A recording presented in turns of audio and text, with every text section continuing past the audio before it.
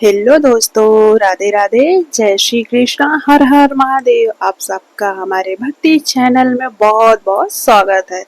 आने वाला है सावन का पहला सोमवार, तो आप सबको इस वीडियो में सावन के सोमवार में पूजा पाठ कैसे करना है, आपको क्या खाना चाहिए क्या नहीं खाना चाहिए, और सावन के सोमवार में आपको दिन में सोना चाहिए या नहीं सोना चाहिए, और पारण आपको कैसे करना होता है सावन के सोमवार में। और जब अगर आप सावन का सोमवार का व्रत रख रहे हैं तो आपको उद्यापन करना चाहिए या नहीं करना चाहिए।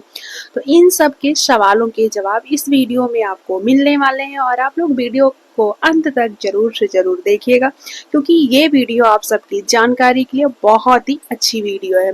हो सकता है आपके सारे डाउट इस वीडियो को देखने के बाद क्लियर हो जाए।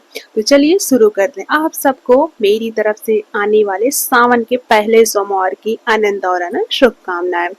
तो चलिए शुरू करते हैं। श्रावण का महीना 11 जुलाई से शुरू हो चुका है और 9 अगस्त को श्रावण का महीना समाप्त हो जाएगा।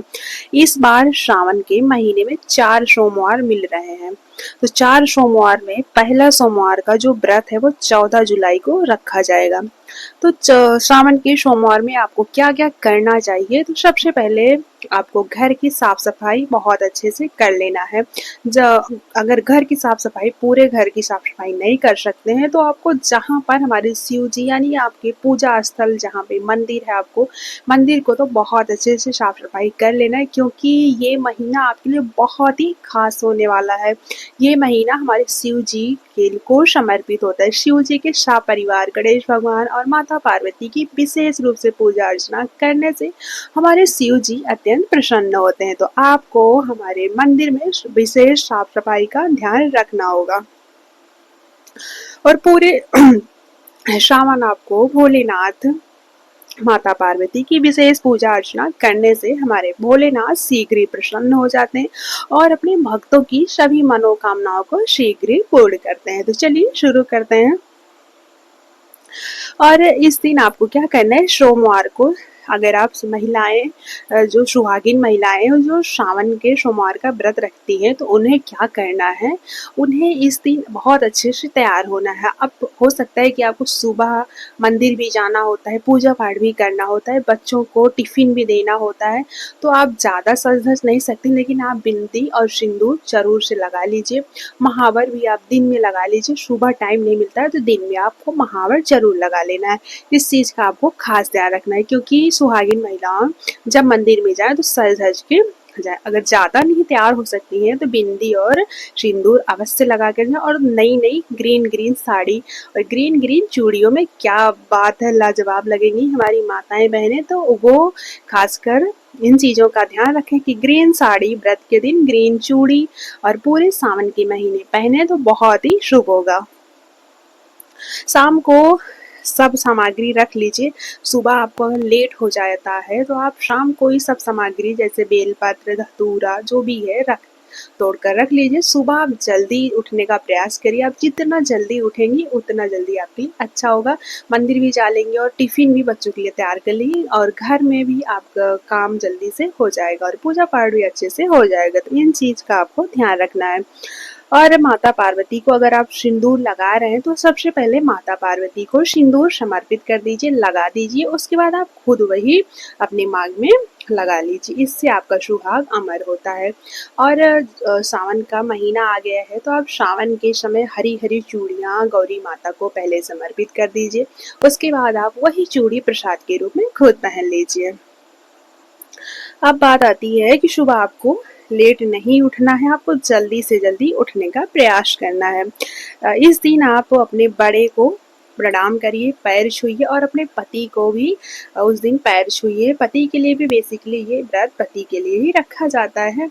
और इस दिन आप बेलपत्र पर जब चंदन लगाए अपने पति का ध्यान करते हुए उसको समर्पित करें। उसके बाद वहाँ शिव जी के पास से एक प्रसाद के रूप में पुष्प भी या बेलपत्र भी लाकर अपने पति को दे सकती हैं।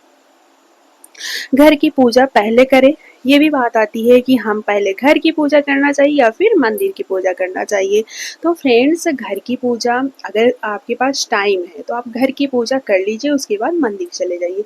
लेकिन अगर टाइम नहीं है, जैसे मंदिरों में भीड़ लग जाती है, तो पहले मंदिर में ही पूजा करके आ जाइए और घर पे आराम से पूजा कर लीजिए। क्योंकि मंदिर में भीड़ लग जाती है तो हमें वहाँ पर लाइन में खड़े होना पड़ता है, तो इससे आपको बहुत देरी भी हो सकती है। इसलिए आप जल्दी वहाँ पे मंदिर में जाएँगी, वहाँ से वापस आ जाएँगी। तो सिचुएशन के हिसाब से आपको काम करना है। ये नहीं है कि पहले रूल कोई ऐसा कोई रूल नहीं है कि घर पे पहले कर लीजिए फिर मंदिर में जाइए। जैसा आपका सिचुएशन हो, अगर मंदिर में ज़्यादा भीड़-भाड़ है, आप तो पहले मंदिर सुबह उठ के जल्दी से स्नान करके मंदिर पहुँच जाइए। मंदिर में अच्छे से पूजा करके वापस घर आइए। अब घर पर आप इत्मीनान से पूजा कर सकते हैं। अब बात आती है कि आपको क्या-क्या खाना चाहिए सावन के सोमवार में। तो सावन के सोमवार के व्रत में आप मूंगफली खा सकती हैं, आप फल खा सकती हैं, आप लौकी का हलवा बना सकती हैं, दूध, दही, ये सब चीज़ें, आप ड्राई फ्रूट्स वगैरह खा सकती हैं। कोई मनाही नहीं है इन सब चीज़ों को। अगर आपका शरीर सामर्थ्य नहीं है तो सावन के सोमवार में सेंधा नमक भी खाया जाता है। लेकिन अगर आपको कोई दिक्कत नहीं है, प्रॉब्लम, आप बिना सेंधा नमक खाए व्रत रख सकते हैं, तो आप सेंधा नमक मत खाइए। लेकिन अगर आपकी दवा चल रही है, आपके शरीर में ताकत नहीं है, दिक्कत है, कोई बीमारी है बीपी वगैरह की, तो आप सेंधा नमक ले सकते हैं। इसमें सावन की सोमवार में कोई भी मनाही नहीं होता है सेंधा नमक का। आप अभी ये आता है कि क्या हम लाल मिर्च खा सकते हैं? तो फ्रेंड्स, आपको लाल मिर्च नहीं खाना है, आपको काली मिर्च का, खाने में काली मिर्च का यूज करना होता है। व्रत में अब ये भी क्वेश्चन आता है कि व्रत में हमें सोना चाहिए या नहीं सोना चाहिए। तो फ्रेंड्स, अगर आप कोशिश करिए कि आप मत सोइए, आप भक्ति भजन, ज़्यादा से ज़्यादा भक्ति भजन करिए, शिव जी की कहानियाँ सुनिए, शिव तांडव सुनिए, जो भी शिव जी से रिलेटेड हो आप सुनिए, भजन कीर्तन करिए। और ज़्यादा दिक्कत है, जैसे कि वर्क ज़्यादा है, आप थक गए हैं, तो आप सो सकते हैं, ऐसी कोई मनाही नहीं है। लेकिन कोशिश करिए कि ज़्यादा से ज़्यादा आप नाम जप करिए, भगवान का सुमिरन करते रहिए, और ना सोएं तो अच्छा है। लेकिन अगर दिक्कत है, आप ज़्यादा थक गए हैं, तो सो भी सकते हैं, आराम कर सकते हैं। अब कुछ लोगों का ये भी क्वेश्चन आता है कि क्या हम शंख बजा सकते हैं? लेकिन देखिए, कहीं-कहीं पर शंख बजाने की मनाही होती है कि वहाँ पर स्त्रियाँ शंख नहीं बजाती हैं, कहीं-कहीं पर। और जैसे कद्दू नहीं काटती हैं स्त्रियाँ, और जिसका पेठा बनता है वो भी कद्दू नहीं काटती हैं। तो देख लीजिएगा आपके घर में अगर ऐसा कोई रूल है कि स्त्रियाँ नहीं शंख बजाती हैं, तो मत बजाइएगा। अगर ऐसा कोई रूल नहीं है तो कोई दिक्कत नहीं, आप शंख बजा सकती हैं। अब आती है बात, विधि विधान से पूजा करिए, और मंडे को बाल धुलना चाहिए या नहीं धुलना चाहिए। तो अगर आप संडे को ही बाल धुल लेते हैं तो बहुत अच्छी बात है, और कोशिश करिए आप संडे को ही धुल लीजिए, मंडे को यानी सोमवार को बाल ना धुलिए तो ज़्यादा ही अच्छा होगा। अगर कोई दिक्कत है आप धुल भी सकते हैं, इमरजेंसी में धुल सकते हैं, बाकी आप संडे को ही बाल धुल लीजिए। उद्यापन करें या नहीं करें? उद्यापन करने की कोई ज़रूरत नहीं, हम लोग तो बहुत दिन से व्रत रख रहे हैं, उद्यापन नहीं करना होता है। लेकिन क्या करते हैं हम, जब लास्ट सोमवार आता है तो उस लास्ट सोमवार में मिठाई ले लेते हैं, फ्रूट्स ले लेते हैं, चढ़ा देते हैं। जो लोग सुहागिन जैसे होती हैं वो लोग सुहागन की सामग्री भी चढ़ा देती हैं, तो आप ये भी कर सकते हैं। सुहाग की सामग्री, मिठाई, फ्रूट्स मंदिर में चढ़ाकर सबको प्रसाद के रूप में दे सकती हैं। उद्यापन करने की कोई आवश्यकता नहीं होती है। इसमें अब आती है पारण का समय क्या होता है। तो फ्रेंड्स, श्रावण के सोमवार के व्रत में पारण का कोई ऐसा रूल नहीं होता है कि जैसे कि एकादशी में होता है। एकादशी में एक टाइम होता है कि उस टाइम के अंदर आपको पारण कर लेना, लेकिन इसमें ऐसा कोई रूल नहीं है कि आपको समय के अंदर पारण कर लेना है। आप पारण कभी भी कर सकते हैं, कुछ भी खाकर कर सकते हैं। तो फ्रेंड्स, मैंने आपको बहुत सारी जानकारी दे दी है। आशा करती हूँ सारी जानकारी आपको बहुत ही पसंद आई होगी। तो फ्रेंड्स, मिलते हैं नेक्स्ट वीडियो में।